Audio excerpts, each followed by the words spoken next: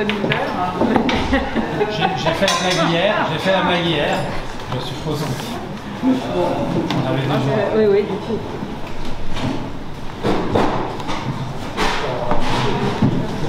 Encore des jeunes. Ouais, allez-y. Écoutez, Madame la Ministre, si vous me permettez, je vais dire juste quelques mots très rapides, puisque le partenariat que nous allons évoquer aujourd'hui, donc le responsable des 3 brasseurs va évoquer aujourd'hui, il me semble assez exemplaire, et traduit aussi l'importance de la formation. Et là, pour le coup, ce sont des formations qui sont accolées à des offres d'emploi, si on parle de POE ou d'AFPR, donc des formations qui sont encore plus ancrées, je dirais, dans l'insertion et dans la reprise économique. Alors, on est sur un sujet un peu particulier aujourd'hui, puisque le secteur HL est un secteur qui est en très forte tension, d'où le travail que je me suis permis de vous présenter il y a quelques instants. Et donc on travaille à la fois sur l'attractivité du secteur, la présentation de ces métiers auprès des demandeurs d'emploi et notamment des jeunes, mais aussi, je dirais, tout le travail de sourcing que l'on peut faire par rapport à des publics qui sont davantage éloignés de l'emploi, et je pense notamment au fameux plan DLFD, et aussi au contrat d'engagement jeune sur lequel nous avons lancé, que vous avez lancé, Madame la Ministre, il y a peu, et qui sont finalement pour les entreprises non seulement des dispositifs d'accompagnement, mais aussi des viviers de candidature pour des recrutements futurs.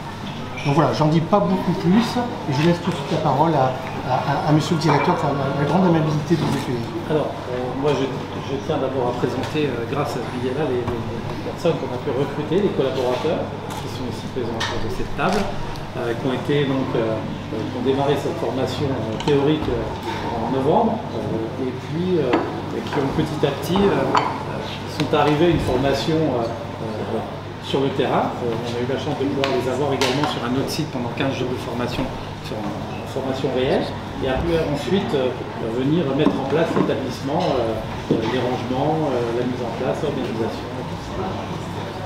Voilà comment c'est passé, avec des formations en salle de séminaire, sur l'hygiène, sur la sécurité, sur toutes les formations, on va dire, standard. Voilà. Vous nous racontez un peu votre parcours?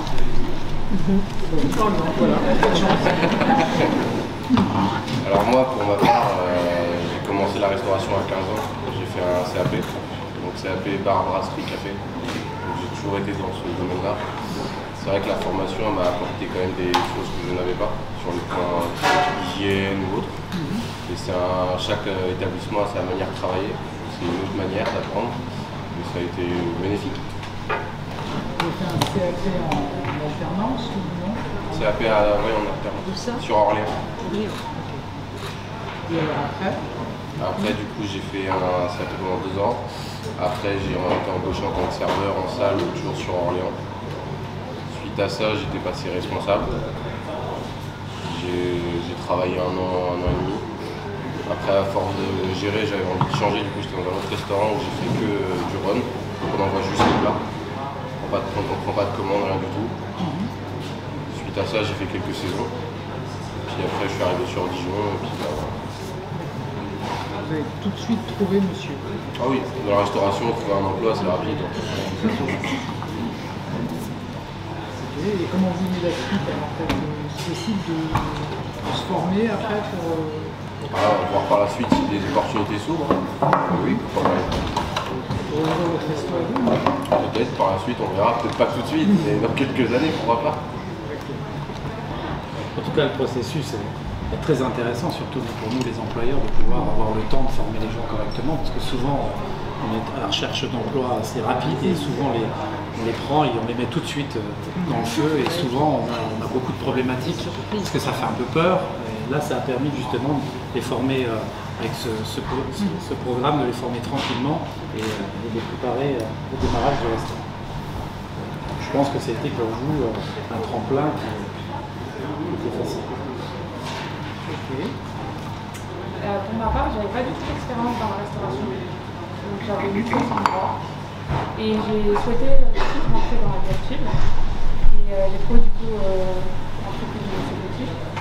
Et du coup, grâce à la formation théorique, ça nous a permis, comme a dit mon collègue, au niveau de tout ce qui était hygiène, tout ça. Et du coup, avec la permission de Christophe Coutier, on a pu directement entrer sur le terrain avant même le niveau exercice qui a permis une simplicité au niveau de l'ouverture sur ce site-là.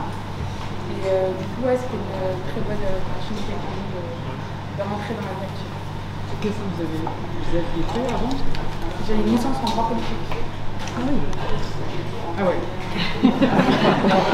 Oui, C'est pas pareil. c'est pas du tout pareil. D'accord. Et vous avez eu envie de changer?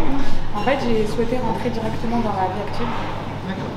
Et la restauration, je pense que c'est la manière la plus souple d'y accéder. D'accord. Et ensuite, comme fonction, qu'est-ce que vous faites du coup dans le restaurant? Moi, je suis employée polyvalente. Et ça vous plaît? Oui, je suis très épanouie. Très bien. Ça change les sciences politiques. C'est vrai.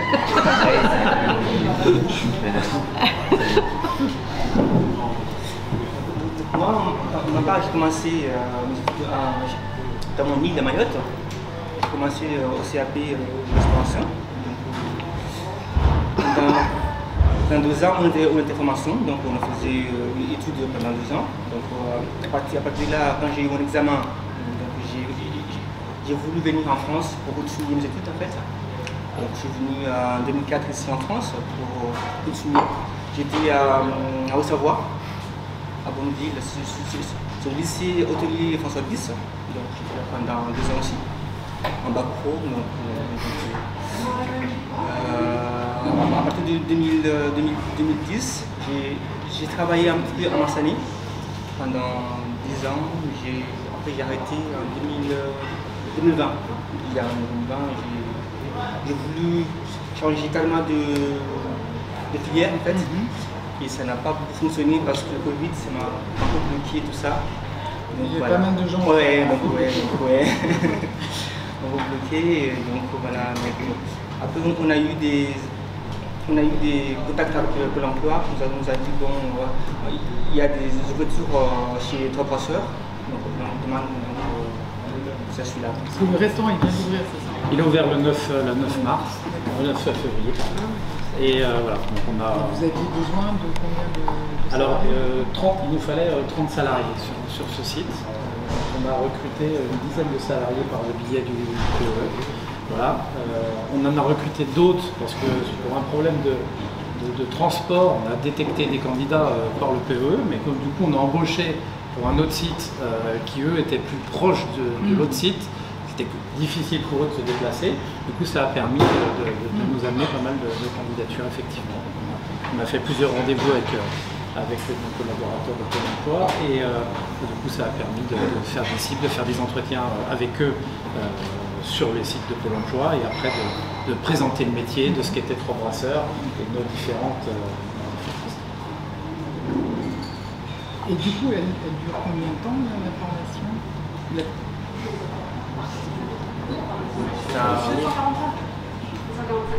245 heures, précisément.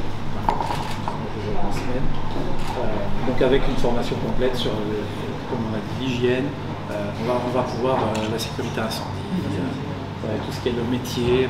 Là, on reprend les bases dès le départ, parce qu'on travaille avec un centre de formation qui est de Lens, on a un formateur qui est venu les accompagner tout au long de leur formation, qui les a accompagnés, aussi bien sur le service. Je me souviens d'entendre des plateaux bouger à l'étage du restaurant avec de l'eau, mais je disais c'est pas grave, vous êtes là pour apprendre, voilà. Du port du plateau jusqu'à comment arrêter un incendie. Voilà. Alors moi j'ai un CAP cuisine, j'avais commencé aussi un bac pro que j'ai arrêté suite à ma grossesse, que j'ai fait au CFA la Louche. Ensuite j'ai complètement changé. Je connais. On s'y est rendu, madame. D'accord. J'ai complètement changé de voie ensuite, j'ai fait un tout, vendeuse, ménage. Et donc là, vu que ma fille a grandi, je me suis dit, je vais me Parce relancer que les dans la horaires restauration. étaient incompatibles. Voilà, c'est ça. Ouais. Et donc là, vu qu'elle a 10 ans, presque 11 ans, je me suis dit, c'est le moment de prendre ma passion. Voilà, c'est ça. D'accord. Et du coup, vous avez le CAP, vous n'aviez pas passé le bac? J'ai la première année de bac pro, mais j'ai pas passé l'examen. Voilà. Et donc là, vous reprenez après une PE aussi? C'est une façon de consolider un peu vos compétences. C'est ça. Les acquis. Ça sera important d'avoir aussi le diplôme. Oui. Ouais. Oui. un billet de la formation. Oui. On peut effectivement payer les organismes sans problème. Ah, oui. Vous avez dit qu'il vous fallait 30 personnes, il y a donc une dizaine Alors, on de avait personnes qui ont été recrutées. des salariés existants qui étaient dans l'ancien site de Hippopotamus, auquel on a gardé pour passer en 3 brasseurs. Et puis on a recruté des personnes aussi. Et on a ramené également des compétences de notre autre site sur ce site-là pour justement amener un peu d'expérience pour pouvoir, on va dire, voilà, tout à fait. On a ramené des personnes en cuisine, très peu en salle, finalement. Ils s'en sortent très bien. On a ramené un peu d'encadrement également au niveau des responsables. Et vous êtes content de ce emploi? Ah oui, très. Alors, oui, très, parce que... La question qui tue. Non, mais vraiment, sincèrement, pour ma part, j'avais assez peur j'avais de l'appréhension à trouver. Vous aviez déjà des recrutements aussi importants à faire? Bah non, on a rarement des. Vous ne créez pas un restaurant? Voilà, non, tout à fait. On ne fait pas un restaurant tous les jours et de trouver. On connaît la difficulté actuelle de trouver du monde dans la restauration. Ouais, on n'était pas trop tranquille avec ma collaboratrice qui s'occupe du recrutement, Malika. Moi, sincèrement, je me disais, bon, est-ce qu'on va y arriver? Et au cours des entretiens, au cours des rencontres qu'on a pu faire lors de ces échanges avec Pôle emploi, ça m'a rassuré. D'un moment, j'étais assez rassuré. Oui, c'était pas évident. On sortait du Covid, on a sorti de plusieurs crises parce qu'il a fallu maintenir pour garder nos équipes pendant cette période. Il a fallu garder contact. Moi, je sais qu'on avait en place, on faisait des réunions en visio. Il fallait être très près d'eux pour justement leur dire on vous oublie pas et quand on va ouvrir, on est là. C'est sûr qu'en sortie, il y a des restaurants. Il ne faut pas garder contact. Les gens sont partis. Tout à fait. Le fait de garder du lien est important. C'était essentiel, à mon avis, c'était essentiel parce qu'on se retrouvait dans son appartement, sa maison, et on était coupé en quelque sorte du monde et du monde du travail. Et donc en maintenant ça, on a pu réouvrir aussi avec on va dire la vente emportée qui était, ça permettait de réouvrir un petit peu et de refaire venir les équipes au fur et à mesure pour déjà reparler un peu avec eux. C'était une période assez compliquée quand même. Vous avez retrouvé la clientèle? Alors on a retrouvé la clientèle, nous sur Piétine. Alors par rapport à 2019, parce que ça reste nos années de référence, parce que c'est des années complètes, on va dire. En 2019, on a retrouvé notre clientèle un peu moindre. Alors, on a peut-être une baisse de 5 à 10% pour mon cas, mais on a quand même trouvé l'essentiel. Et ici, on est assez content de l'ouverture. Ça se passe plutôt bien. On voit qu'on monte de jour en jour et ça nous rassure. Oui, donc vous êtes content d'avoir retrouvé votre métier d'origine? Moi, oui, complètement. Oui. Ouais. Non, mais c'est un super beau métier. Après, c'est vrai qu'il y a des contraintes. Oui. Donc là, ça va. Ok, super. Vous êtes en plus. Oui. Vous êtes juste de base. Oui. Non, mais c'est rassurant parce que c'est ce qu'on a pour l'emploi. Il est là, vas-y. Quand on essaie de sortir quand même effectivement d'une situation où il y a encore des jeunes, des moins jeunes qui cherchent du travail, des entreprises qui nous disent qu'on n'arrive pas à recruter. Donc je pense que moi je crois beaucoup à l'intérêt de permettre aux demandeurs d'emploi, aux jeunes, d'avoir une immersion d'entreprise. Je le dis au passage, on a vraiment encore plus besoin que jamais des entreprises, notamment pour les contrats d'engagement jeunes, parce que les jeunes ont besoin de pouvoir découvrir des métiers en entreprise. Souvent, on part dans une voie, on ne sait pas très bien quel métier ça mène, alors c'est pas forcément gênant en fait. Si on le prend bien finalement d'être parti dans une voie et de changer, mais c'est quand même pas inintéressant de pouvoir d'abord aller en entreprise, découvrir des métiers, puis ensuite on accroche la formation qui va avec. Et donc on a besoin des entreprises pour ces immersions et puis ensuite je pense que faire des formations sur mesure en entreprise c'est aussi très bien. Ça ne m'empêche pas derrière d'avoir des titres de diplôme qu'on peut aussi passer en formation continue derrière, en validation des acquis d'expérience, parce que c'est un chantier qu'on reprend. Le partenariat qu'il y a avec les écoles et les entreprises sont très importants parce que on commence à le faire de plus en plus. Nous, on se rapproche dès qu'on peut des écoles et parler de notre métier, parce que bien souvent, on a un décalage quelquefois par rapport au métier, à ce qu'ils peuvent découvrir à l'école et la réalité du terrain, parce qu'il y a des contraintes de... Ok, bah super. Bah écoutez, on vous souhaite un très beau parcours. Alors, merci beaucoup. Merci à vous. Merci. Alors, effectivement, on est dans une situation favorable sur l'emploi. Hein. On a le taux de chômage le plus bas depuis près de 15 ans. On a eu beaucoup d'embauches, mais il y a aussi des secteurs qui ont du mal à recruter. C'est pour ça qu'à l'automne dernier, avec le Premier ministre, on avait lancé le plan de réduction des tensions de recrutement, c'est 5,4 milliards d'euros. Et l'objectif, c'est vraiment de permettre à la fois aux demandeurs d'emploi et aux demandeurs d'emploi de longue durée de retrouver un travail et de permettre aux entreprises d'avoir une réponse à leurs besoins en compétences. Moi je crois beaucoup, et c'est ce qu'on a notamment intégré dans ce plan, à l'intérêt pour un demandeur d'emploi, notamment s'il n'a pas travaillé depuis longtemps, de pouvoir être en immersion en entreprise et ensuite d'être formé sur mesure en fonction des besoins des entreprises. Et c'est ce qu'on vient de voir ici dans cette brasserie qui a eu besoin d'avoir, qui s'est créée et donc qui avait besoin de recruter. Il y a 10 personnes qui ont pu être recrutées avec ces immersions en entreprise et ces formations sur mesure pour répondre aux besoins d'entreprise. La clé, ça reste la formation, justement. Alors la clé, ça reste de permettre aux jeunes ou aux moins jeunes, aux demandeurs d'emploi, de découvrir des métiers. Très souvent, moi, les jeunes que j'ai pu rencontrer à l'occasion du plan Jeunes une solution, évidemment, ils ne connaissent pas à l'avance les métiers. Donc de pouvoir découvrir des métiers en entreprise, et c'est ce qu'on va pousser, vous savez, dans le contrat d'engagement jeune, ce nouvel accompagnement qu'on a lancé depuis le 1er mars. Et ensuite, quand le jeune ou le demandeur d'emploi a trouvé un métier qui lui plaît, évidemment, il faut le former pour qu'il puisse exercer ce métier. Donc c'est immersion en entreprise et formation pour avoir les bonnes compétences. Et vous voyez, je pense que c'est vraiment la bonne méthode. Si on veut sortir de la situation très paradoxale dans notre pays, où on a encore un nombre important de demandeurs d'emploi, on a encore des jeunes qui ne sont ni en emploi ni en formation, et on a des entreprises qui nous disent qu'on n'arrive pas à recruter. Il faut absolument sortir de cette situation, et on le fait avec notamment ce plan de tension de recrutement, avec le contrat d'engagement jeune, permettant à chacun de découvrir un métier et ensuite on finance la formation. Très bien. Merci beaucoup. Bonjour, aujourd'hui 3 brasseurs ici à la Toison d'Or à Dijon.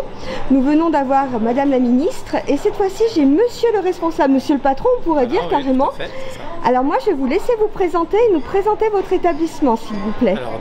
Alors Christophe Petit, directeur des 3 brasseurs de la Toison d'Or et de Quetigny, et donc je vais vous présenter notre nouvel établissement qui a ouvert ses portes le 9 février dernier. Et on a eu la chance effectivement de rencontrer Madame la Ministre qui est venue nous rencontrer aujourd'hui sur le POE avec le Pôle emploi sur la formation et le recrutement. Donc on a une particularité dans notre restaurant, c'est la fabrication de bière. On fabrique. Justement, je vais. Voilà, je vais montrer. Vous présenter la fabrication de bière artisanale. Donc sur place dans le restaurant, toutes les bières qui sont distribuées dans notre établissement sont fabriquées sur place. Vous pouvez voir ici un assortiment de maltes avec lesquels et de houblons avec lesquels on réalise la bière. Pour faire simple, on a une cuve d'empâtage où on va empâter à la main avec une cuve d'ébullition derrière où là on va dire cuire la bière, le malt. Et derrière, on va stocker cette bière dans les cuves qui sont ici, qui font 800 litres par cuve à peu près. L'autre particularité, c'est la restauration. On fait également bar, restaurant, donc que je vais vous emmener tout de suite je découvrir. Vous suis. Voilà. Je vous suis. Donc voilà, on va avoir un restaurant avec un bar de 190 places assises, ainsi qu'une terrasse qui est chauffée, aussi bien l'été comme l'hiver. On peut profiter du plein soleil en toute saison. Voilà. Et en tous les cas, merci beaucoup pour votre accueil et puis on se retrouve prochainement pour de nouvelles aventures. Merci beaucoup. Merci à vous.